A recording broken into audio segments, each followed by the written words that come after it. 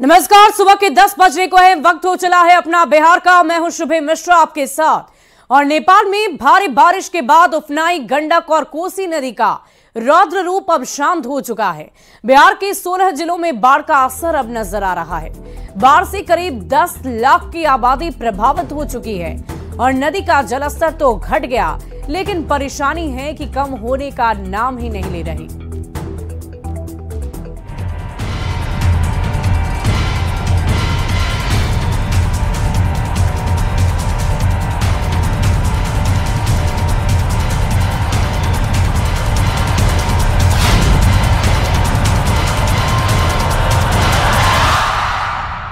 और खबर बगहा से है, जहां गंडक नदी के जलस्तर में कमी जरूर दर्ज की गई, लेकिन निचले इलाकों में परेशानी अब भी बरकरार है। ड्रोन कैमरे से ली गई तस्वीर बाढ़ पीड़ितों के दर्द को सीधे तौर पर बयां कर रही है।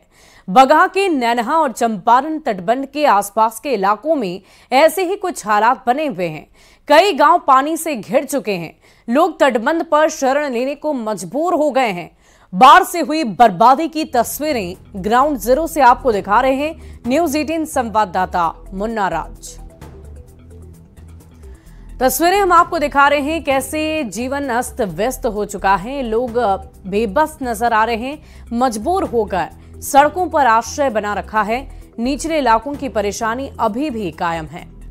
गंडक नदी के जलस्तर में भले ही कमी हो गया है और निचले इलाकों से पानी समाप्त हो गया है, लेकिन तबाही अब भी बरकरार है। और गंडक नदी ने आप तस्वीरों के माध्यम से देख पा रहे हैं कि सब कुछ बर्बाद कर दिया है। जिनके घरों में पानी घुस रहा था वे उनका सब कुछ चौपट हो गया है। देख सकते हैं लोग अपने घरों को छोड़कर तटबंधों पर शरण ले रहे हैं। और घर के क्या हालात है, उनके घर में रखा अनाज हो, उनका चूल्हा हो, सब कुछ चौपट हो गया है। तो फिलहाल उनका सूखे राशन के भरोसे उनकी जिंदगी चल रही है। हम तस्वीरों के माध्यम से दिखाने की कोशिश करने के बाद चूल्हा दिखाने की कोशिश करते हैं कि लोगों के घर में जो कि क्या हालात है। देखिए, घर में पानी घुसकर तबाही मचा चुका है। आप देख सकते हैं किस तरह से लोग जो अपने सामानों को सुरक्षित स्थानों पर रखे हैं, लेकिन जो कुछ बचाने की भी कोशिश हुई है, लेकिन इनके चूल्हा जो होता है, देखते हैं गरीबों के घर कैसे चूल्हा जलता है। ये तस्वीरें दिखाने की कोशिश कर रहे हैं। ये इनका रसोई घर है, जहाँ के क्या हालात है बाढ़ के बाद, इसको हम दिखाने की कोशिश कर रहे हैं।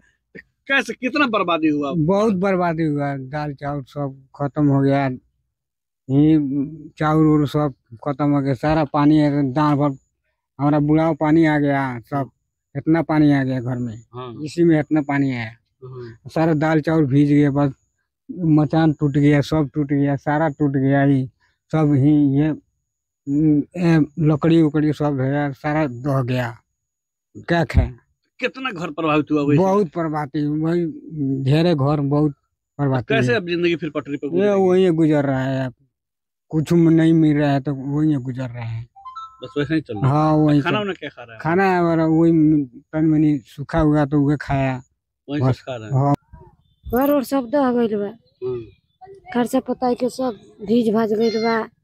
रोड पर बन जाके कैसे लड़का पे खियाव कर यही जल्दी आके बनावे लालो तो खाला सोना तो इधर रहला से घर में कुछ नहीं के बचा? ना कुछ नहीं के बचा, सब दह गइल बा। बर्तन भड़िया सब भाई इतना बाचल बा तो सब दह गिला गइल बा। क्या नाम पड़ी?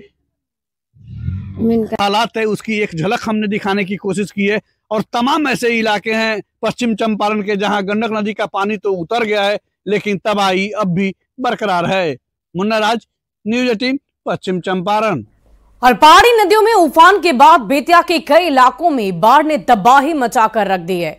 नरकटियागंज प्रखंड के मझरिया गौरीपुर गांव में कई किसानों की फसलें बाढ़ से बर्बाद हो चुकी है। खेत में पानी लग जाने की वजह से धान और गन्ने की कई एकड़ में लगी हुई फसल सड़ गई, जिसकी वजह से परेशान किसान सरकार से मुआवजे की मांग कर रहे हैं। हमनी के नदी के जरी घर बा, बहुत बाढ़ आई रहा। 15 काठा खेती कैलर से चिकन दह गई। हमनी के बहुत बुरा हालत बा। हाँ, मझरिया गाँव हमनी के गौरीपुर मझरिया के हई। कौन सी बोले रहनी यहाँ? धान रोपले रहनी 15 काठा चिकन भर दिले बा। बाढ़ दवा ले गले को रोपा नहीं। बाढ़ आई, सारा फसल दह गई। करीब 1.5 एकड़ फसल दह गई। कौन सी खेती कर ले रहे आप? धान के, मंसूरी धान। कौन गांव बोले लाई? गौरीपुर मजरिया। और अगली खबर सीतामढ़ी से, जहां बाढ़ को लेकर अभी भी स्थिति गंभीर बनी हुई है। एक तरफ जिला प्रशासन की ओर से राहत और बचाव कार्य शुरू किया गया, तो वहीं बाढ़ प्रभावित इलाकों में अभी भी लोगों की परेशानी का सबब कम होने का नाम नहीं ले रहा। रुन्नी सैदपुर प्रखंड में बाढ़ से सबसे ज्यादा क्षति पहुंची है। जिला प्रशासन ने राहत और बचाव कार्य के लिए एसडीआरएफ की 2 टीमों को तैनात कर दिया है।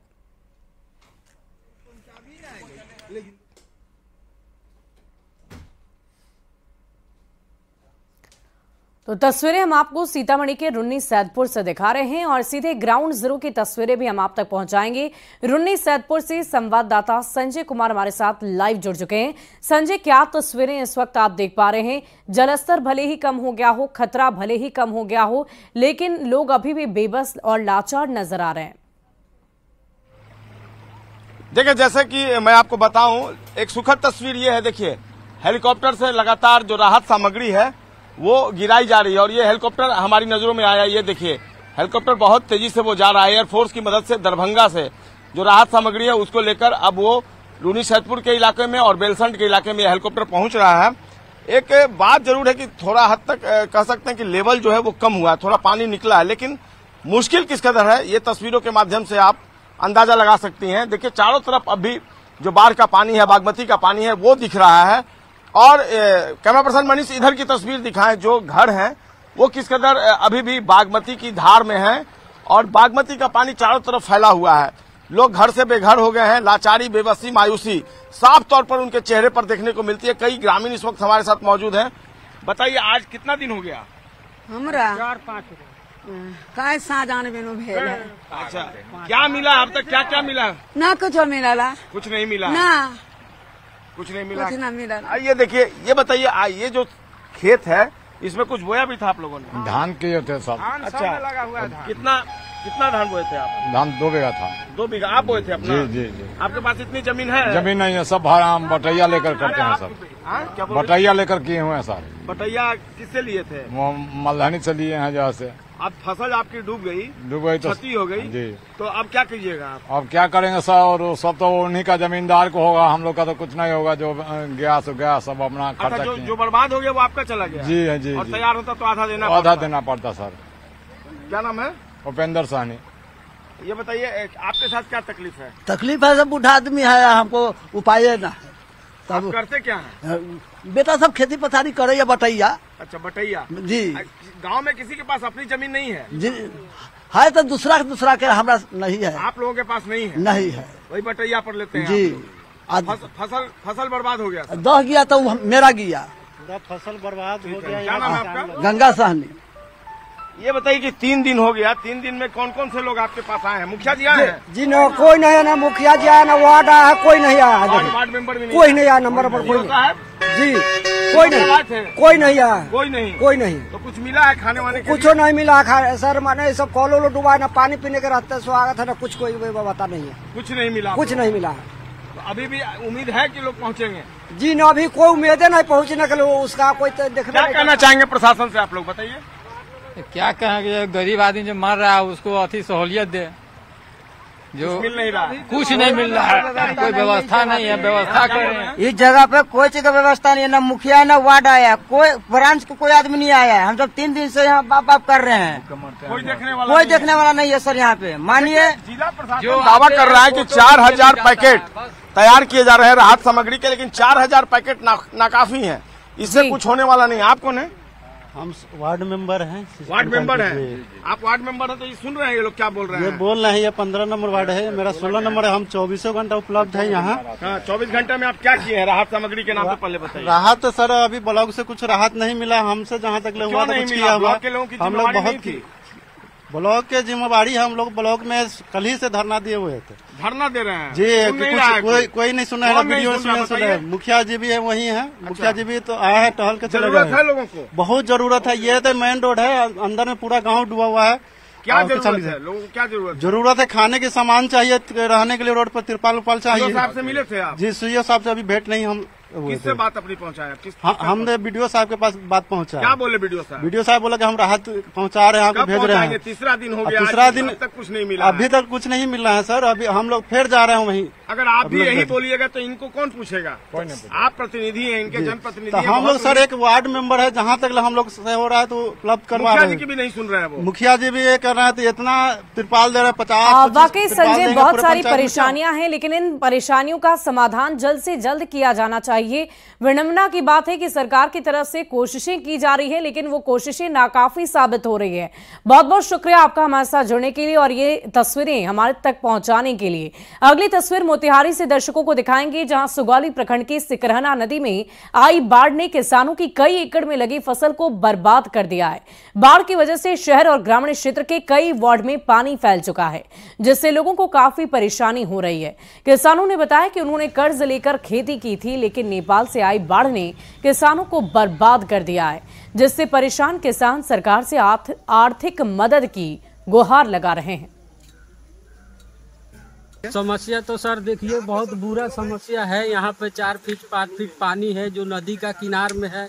यहाँ पे रफ्तार बहुत ज़्यादा है, कोई अपने घरों से नहीं निकल पा रहा है।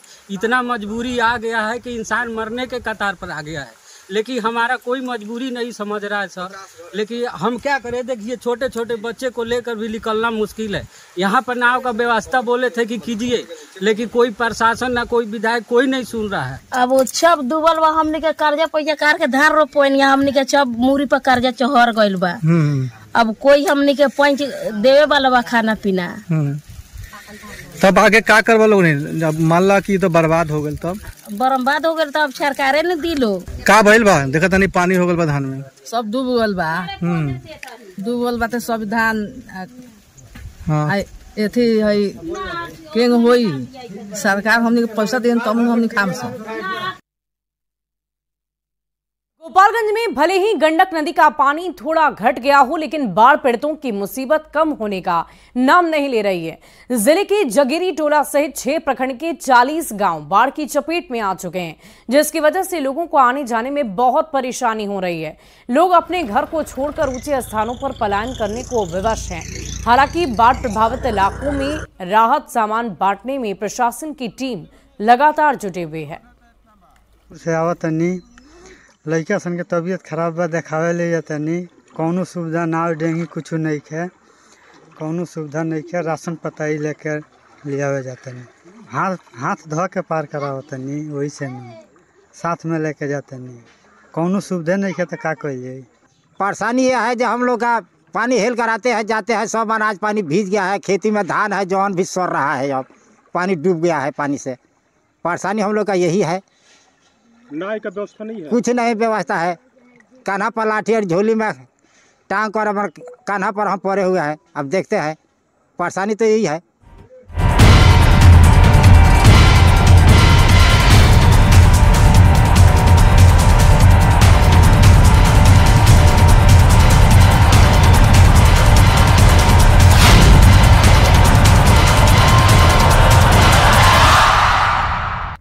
और इसी बीच राजधानी पटना से बड़ी खबर आ रही है। टीआरई 3 के रिजल्ट में देरी से अभ्यर्थी नाराज हो गए। आयोग को नहीं मिला रोस्टर क्लियरेंस का पत्र। शिक्षा विभाग की सुस्ती में रोस्टर फंसा हुआ है। जुलाई में ही टीआरई 3 की परीक्षा आयोजित की गई थी। आयोग को रोस्टर क्लियरेंस देना चाहिए था, जिसका इंतजार अब तक अभ्यर्थी कर रहे हैं। 87,774 पदों के लिए ये बहाली निकाली गई थी। हेडमास्टर और हेड टीचर का भी जीएडी में रोस्टर फंसा हुआ है। 5 दिन से रोस्टर क्लियरेंस के पत्र का इंतजार किया जा रहा है। शिक्षा विभाग के सुस्त भरे रवैये से अभ्यर्थी काफी ज्यादा नाराज हो गए हैं। दुर्गा पूजा से पहले रिजल्ट जारी करने की मांग की जा रही है, नहीं तो आंदोलन किया जाएगा। इस पूरी खबर की अधिक जानकारी के साथ न्यूज 18 संवाददाता पटना से रजनीश कुमार हमारे साथ फोन लाइन पर हैं। रजनीश, क्या है ये पूरा मामला? अभ्यर्थी क्या डिमांड कर रहे हैं, क्या मांग उनकी तरफ से रखी जा रही है? देखिए शुभी, जुलाई महीने में ही परीक्षा हुई थी टीआरई की, और टीआरई 3 के जो अभ्यर्थी हैं वो लगातार इंतजार कर रहे हैं। बार बार ये कहा जा रहा है कि रोस्टर क्लियरेंस नहीं हुआ है। आयोग ने 65% के आधार पर रिजल्ट तैयार कर दिया है, लेकिन इस बीच जो आदेश है कहीं ना कहीं कोर्ट का, अब उस आदेश के मुताबिक जो है रिजल्ट जारी करना है। और अभी फिलहाल जो कहा जा रहा है कि शिक्षा विभाग से अब तक जीएडी को भी रोस्टर नहीं मिला है टीआरई 3 का, और जिसकी वजह से आयोग को टीआरई 3 का रोस्टर क्लियरेंस का पत्र नहीं मिला। तो रिजल्ट जारी नहीं किया जा रहा है। एचएम और हेड टीचर का भी जो रोस्टर क्लियरेंस है वो शिक्षा विभाग ने जीएडी को भेज दिया और जीएडी ने अब तक आयोग को नहीं भेजा है। इसकी वजह से राज्य के साथ साथ पूरे देश भर के लगभग 6.25 लाख जो अभ्यर्थी इम्तिहान दिए थे वो इंतजार कर रहे हैं। अब साफ तौर से अभ्यर्थियों ने चेतावनी दी है कि दुर्गा पूजा से पहले अगर टीआरई 3 का रिजल्ट जारी नहीं होता है, एचएम और हेड टीचर का रिजल्ट जारी नहीं होता है, तो हम लोग सड़क पर उतरेंगे, आंदोलन करेंगे, क्योंकि बीपीएससी तैयार है और शिक्षा विभाग ने सभी जिला शिक्षा पदाधिकारी से रोस्टर की मांग की थी। अब तक जिलों से भी रोस्टर नहीं मिला है, तो कहीं ना कहीं जिला शिक्षा पदाधिकारी के भी सुस्त रवैये और शिक्षा विभाग जो माध्यमिक निदेशालय है। और रजनीश, आपसे ये भी जानना चाहेंगे कि अभ्यर्थी ये कह रहे हैं कि दुर्गा पूजा से पहले इसे जारी किया जाना चाहिए, दुर्गा पूजा की शुरुआत कल से ही होनी है, तो कितनी मोहलत ये अभ्यर्थी दे रहे हैं, कब ये आंदोलन शुरू करेंगे, क्या इस बाबत भी कोई जानकारी आपके पास?